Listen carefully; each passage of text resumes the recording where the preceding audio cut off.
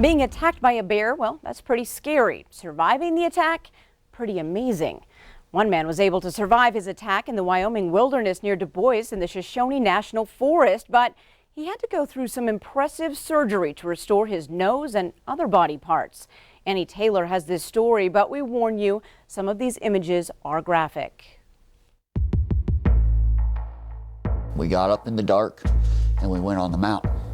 I'm very familiar with the mountain, and I knew where I was going. 3 years ago, Lee Brook and a few buddies were hunting for elk in the mountains of Wyoming. And as it was, two of us shot an elk. The next morning, Lee went back up to the mountain to claim his elk. As I see it and recognize that it's covered up with brush, I spin around to leave.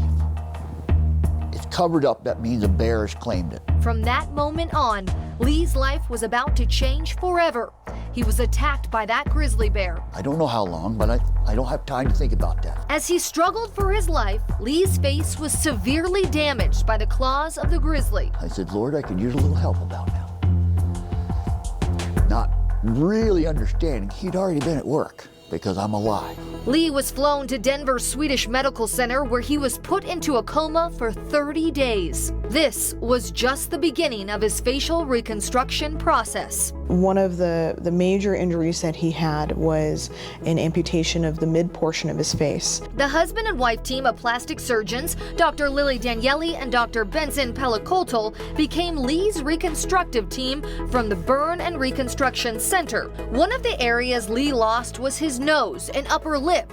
Now, as crazy as it sounds, he put that in his pocket after the attack. Ultimately, we took a chance to see if it would take, and if it took, which it did, you know, it allows us to move forward. We try to put things back on if it'll provide function. What they did was kept his nose alive by sewing it on his forearm. From his initial injury, we took him to the operating room many times to clean his face, get all the dirt and grass and, bear stuff out of it. While waiting for his nose to heal, Lee has had dozens of other surgeries.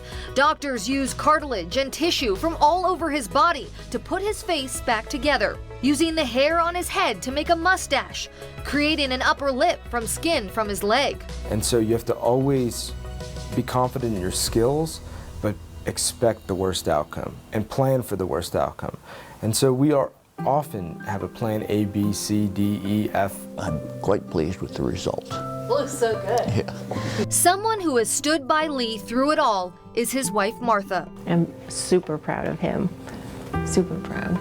Martha and Lee have kept their spirits bright, but there's one thing Lee says he'll forever miss about his old life. Following the surgery, there are some places where Lee has lost feeling. I'll never feel my wife's kiss. I'll never